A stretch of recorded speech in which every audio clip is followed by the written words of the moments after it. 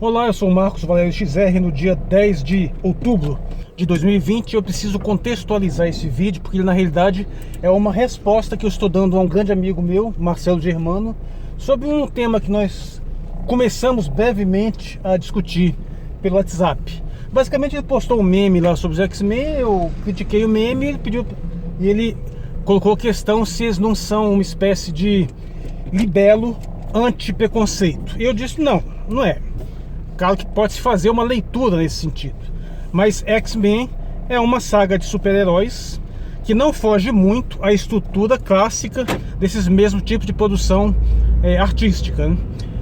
E que essa leitura posterior de fazer essas analogias com questões reais de minorias, de perseguições, além de ser posterior, ela é terrivelmente mal feita. Pois bem, antes de tudo seria necessário fazer só umas breves colocações a respeito de por que a premissa de X-Men é tão ruim em termos de embasamento científico, que não é o tema deste vídeo, mas eu não posso deixar isso passar em aberto, porque a premissa central é a ideia de mutações gerando humanos com superpoderes. É uma premissa muito mal feita por vários fatores, mas principalmente porque mutações, como nós sabemos, em geral são de ordem aleatória, apesar de ter inúmeros parênteses que eu poderia fazer sobre isso, inúmeras aspas que eu deveria colocar, mas eu não posso transformar isso aqui num vídeo sobre evolução. Mas de uma forma simplificada, sim, são alterações aleatórias no seu código genético que, via de regra, não tem nenhuma manifestação real, e quando tem uma manifestação fenotípica concreta, e quando tem, geralmente ela é desvantajosa. Ou frequentemente são mutações muito sutis, e nós temos em X-Men uma categoria de mutações extremas, absolutamente fabulosas, onde algumas não são totalmente absurdas. Não é absurdo que um mutante poderia ter uma força física anormal, uma agilidade superior, sentidos mais aguçados, ou talvez até alguma coisa um tanto mais exótica, como a capacidade de regeneração acelerada, quem sabe até mesmo cuspir uma saliva ácida. Mas pelo amor de Deus, meu amigo, que raio de alteração no DNA pode fazer alguém disparar um raio do olho? Pode fazer alguém controlar campos magnéticos, controlar vento, evocar tempestade? Por favor. Depois, por que raios essas mutações só afetam os seres humanos e não afetam as demais biosferas? Por que nós não temos Pokémon no universo dos X-Men? Pokémons, entenda-se, animais com superpoderes. E que não tem mutações extremas também surgindo, tanto no campo dos animais quanto no campo da botânica, quanto árvores mutantes com características bizarras. E depois talvez o mais interessante, a maior falta de oportunidade, é que não tem graus intermediários. Ou uma pessoa é normal, ou ela tem uma mutação fabulosa. Mas no universo minimamente coerente de gradações, onde para acontecer uma coisa extrema tende a acontecer uma quantidade incomensuravelmente maior de coisas mais modestas, você deveria ter um monte de mutantes com umas características assim, uns superpoderzinhos assim, bobos, tipo um cara que só faz acender a pontinha do dedo assim, igual o ET, mas não faz nada. Poderia ter um cara que só tem uma pele prateada e não vê mais nada. Tem até um filme que explora um pouco isso, aquele High Sky, né? Um filme comédia de adolescente, de super-heróis, que tem lá os sidekicks, né? Que são alguns que às vezes até tem uns superpoderes, mas são superpoderes em michuruca, né? Mas assim, só para não deixar batido a ideia de que a concepção essencial da fundamentação física dos X-Men definitivamente é a pior de todos os universos de super-heróis. Qualquer outro que eu conheço, que eu vi até hoje, tem uma fundamentação melhorzinha. E se já é assim, extremamente problemático nesse sentido físico, eu acho que a organização e o desenvolvimento da concepção social não é muito melhor. E é aí que nós vamos entrar nessa questão mais pontual de por que X-Men falha enormemente quando você faz uma leitura de uma analogia com a realidade. Porque geralmente o que se faz é tentar fazer uma associação dos mutantes com as minorias perseguidas e oprimidas por algum motivo qualquer. Só que isso não faz o menor sentido, porque existe um princípio operacional sobre o qual a mente humana opera, que é absolutamente universal. Você não abusa dos mais fortes. As minorias perseguidas são as minorias mais fracas, são as minorias que têm dificuldade ou não têm possibilidade nenhuma de se defender. É por isso que quando você pega um ambiente de um colégio, por exemplo, se vai ter bullying, é contra o nerd, é contra aquele sujeitinho esquisito, não é contra o bombadão lá que também é minoria, não é contra os lutadores de capoeira, de kung fu lá que também são minorias, lutadores de jiu-jitsu, e às vezes são minorias um pouco até mais estranhas. Não é contra aqueles caras que tem cara de mala, que você sabe que é bandido, porque o cara vai com canivete ou com arma de fogo pra escola. Não se faz bullying contra esses camaradas, não se persegue esses pessoal, bicho. Eles são os mais fortes, pelo menos vistos como os mais fortes.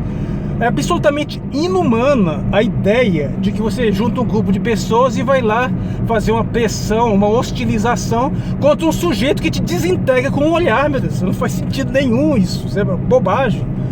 Estendendo no nível mais amplo, quando você faz essa leitura de que poderiam surgir uma categoria de seres que geraria uma tensão social, sim, poderia haver essa tensão no nível mais alto e mais sério, mas ela nunca se manifestaria nesse sentido como a gente vê na situação real. Por exemplo, o preconceito, as perseguições contra negros. Até nesses casos você já vê, por exemplo, um detalhe: você não vê um bando de branco folgado que resolve lá tirar onda, fazer gozação contra um grupo de negros tudo fortão. Isso não acontece. Quando isso acontece, é porque eles estão numa situação de vantagem. Só que nem isso a analogia dos X-Men permite, porque não existem aqueles X-Menzinho fuleirinho. Todos esses mutantes são poderosos, e não tem um caso que eu, pelo menos, nunca vi um caso desses mutantes que não é capaz de não estar em vantagem extrema contra qualquer ser humano normal. É coisa de um mutante assim, arregaça um batalhão de gente assim fácil. Então não permite nem essa associação, porque não tem um mutante fraquinho, não tem o filho, aquela minoria dos mutantes que podem ser facilmente perseguidos, isolados dos outros. Quando você tem uma situação social, você tem que ter uma hierarquia de poder muito clara entre o grupo dos opressores e dos oprimidos, que não é possível de se verificar nessa questão do universo dos mutantes, dos X-Men, porque o fundamento de todo e qualquer tipo de poder social é a força física. Se você tem uma categoria social no poder, é porque ela tem o controle de um poder físico, que é o aparato de repressão policial, o exército. Mas se você tem no universo de super-heróis seres que são capazes de, com uns poucos, subverter completamente essa realidade física primordial, não tem como você estabelecer uma situação de dominância nesse nível.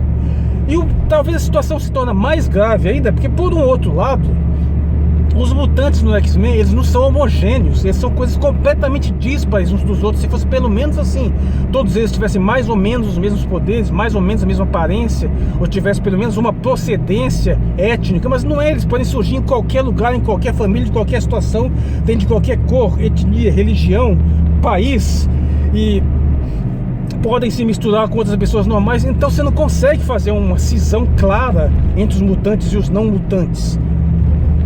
De modo que todas essas colocações, essas analogias que se tentam fazer, falham no momento em que subvertem não só essa realidade, esses elementos reais fundamentais, como ainda por cima ignoram que a tendência seria o exato contrário. Seres dotados desses privilégios físicos fantásticos tenderiam a ser objeto mais de adoração do que de perseguição. E para cada um ou outro maluco que tentasse fazer uma mobilização no sentido de confrontar esses seres, a tendência tenderia a ser mais ao contrário. Você teria vários outros os mobilizando, se mobilizando em torno deles para tentar se associar, porque a tendência natural da espécie humana é se associar ao poder, é buscar os privilégios e não atacar aqueles que estão numa situação de poder, de superioridade. Agora, é claro que você pode desenvolver, cara, toda uma história onde a situação dos mutantes se desenvolve de forma tal que é possível haver um conflito até gerar uma situação dramática. Mas isso tem que ser elaborado num nível mais profundo, que vai perpassar de uma forma completamente transversal toda essa questão de raça, de gênero, de país, porque a tendência seria, como eu falei, exatamente o contrário, seria a humanidade começar a se organizar de tal forma a cooptar todos esses super seres para sua ordem social, de modo a estabelecer equipes mais ou menos organizadas, geralmente financiadas pelo próprio Estado, incorporar esses seres no exército, nas polícias. E existe até uma série de produções mais recentes que têm feito coisas mais ou menos nesse sentido. Sendo assim, eu ainda nem cheguei no ponto mais crucial, é que essa leitura dos mutantes como uma alegoria do preconceito, das perseguições, dos bullies, dos ataques, das opressões de minorias, ela na verdade é uma leitura até tardia, e uma leitura muito secundária que pode ser feita em qualquer outra obra, em algumas obras muito melhores. Em Harry Potter você faz uma leitura de preconceito incomensuravelmente melhor e mais bem estabelecida. Mas a gente tem que ver como é que surgiram os X-Men. Os X-Men surgiram na sua formulação clássica como um grupo de super-heróis com aquela mesma temática de sempre, combatendo ameaças que põem em risco o mundo. Só que eles tiveram algumas peculiaridades que o Stan Lee, do alto da sua suprema criatividade, conseguiu colocar, que tornaram o universo mais rico, né? Para começar, a diversidade e os poderes mais exóticos, algumas coisas assim até bastante incomuns na época. Primeira vez que comecei a ler X-Men, eu ficava, pô, mas esse cara aqui só lança um raio, ele não faz mais nada, não. Esse aqui só tem asa de onde voa. Não... Mas é que tá esse detalhe, tem esse exotismo, esses poderes mais exóticos e mais diversificados. E outro fato absolutamente crucial, os X-Men não têm identidades secretas. Isso altera, o fato de você ter super-heróis sem identidades secretas já altera radicalmente a dinâmica, porque eles são heróis em tempo integral. E mais, eles são uma equipe organizada e financiada por um milionário, no caso Xavier.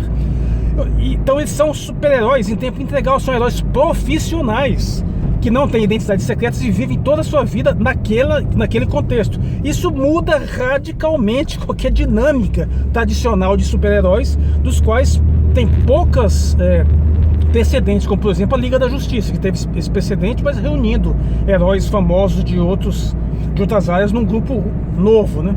Os próprios Vingadores.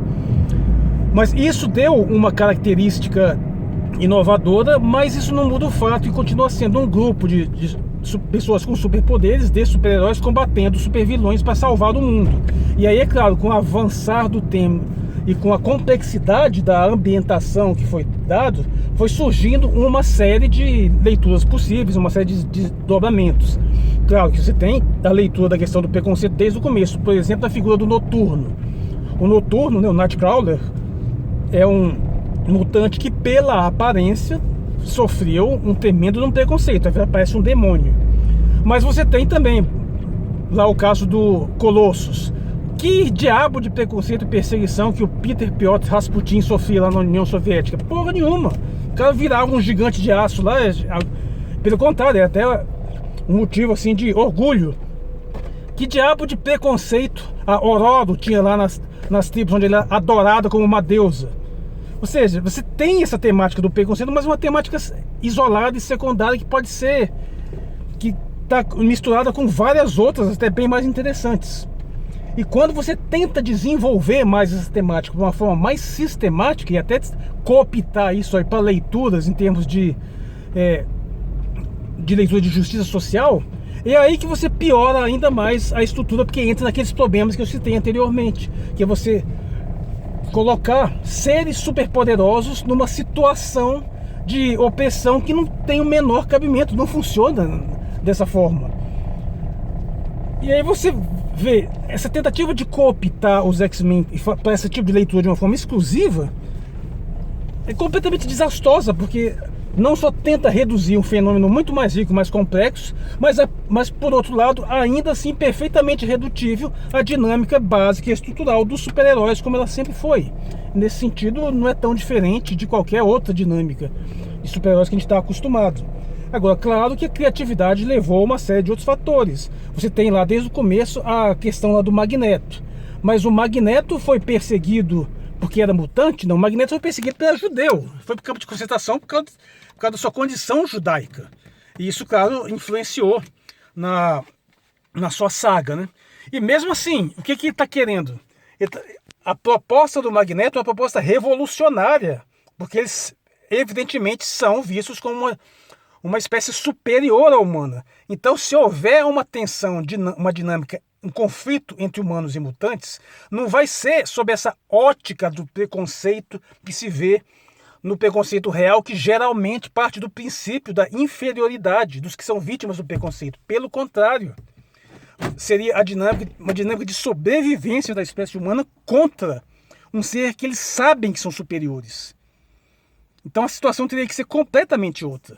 Não funcionaria dessa forma. Se quisesse fazer realmente um libelo contra o preconceito, contra a opressão, você teria que ir para uma situação completamente diferente. Não precisaria nem inventar nada novo. Basta pegar uma situação real. Se quer falar de preconceito, fala sobre a questão dos homossexuais, fala sobre a questão, quem sabe, lá das aberrações de circo, as pessoas com deficiência, mas os X-Men são o contrário disso. São pessoas com super eficiência, apesar de que alguns têm uma aparência prejudicial, uma aparência que os dificulta se sintonizar, se harmonizar com a espécie humana normal. Mas mesmo assim, nunca é só essa aparência que eles têm. Eles têm sempre um superpoder, sempre uma vantagem adicional. Uma coisa é você ir lá perseguir lá o Noturno, o Nightcrawler, por causa da aparência, mas na primeira pancada que ele deve fazer um voar longe, eu quero ver, cadê o bullying? Como é que fica? Sem contar o poder de teleporte, né? Mas então, a questão é essa, não, X-Men não pode ser reduzido a essa leitura de que é uma simples questão do preconceito, então vamos fazer o indivíduo que lê X-Men não pode ser preconceituoso, até porque não existe essa relação. Você sabe muito bem que a leitura de determinados materiais, de determinadas obras de arte, não faz com que as pessoas se tornem melhores de forma nenhuma, elas erram fabulosamente nas suas leituras, caso contrário, todo e qualquer apreciador dessas obras, como Star Wars, como o próprio Harry Potter e Senhor dos Anéis, teriam que aceitar a mensagem básica, que é o confronto contra uma força superpoderosa, um grande império, que no caso, no nosso mundo, necessariamente seriam os Estados Unidos. É a analogia mais perfeita da grande força opressora que se lança sobre o mundo inteiro, na verdade, são os Estados Unidos. Só que, evidentemente, o discurso não funciona assim, né? Porque eles têm sempre esse discursinho maniqueísta sem vergonha. Mas, pois bem, poderia levantar uma série de fatores ainda, claro, esse é um tema muito mais vasto, já pensei em tocar nesse tema várias vezes, mas eu aproveitei para gravar esse vídeo aí, porque estava no meio dessa discussão. Meu amigo pediu para eu explicar por que X-Men não podia ser entendido simplesmente como uma mensagem contra o preconceito. Expliquei. Poderia falar 1001 coisas a mais, mas vamos ver o que os comentários surgem para dar a ideia de abordar temas mais parecidos. Esse tema sempre me interessou, sempre pensei em falar sobre isso. Mas fico por aqui mesmo. Sou Marcos Valério XR, no dia 10 de outubro de 2020. Obrigado pela atenção.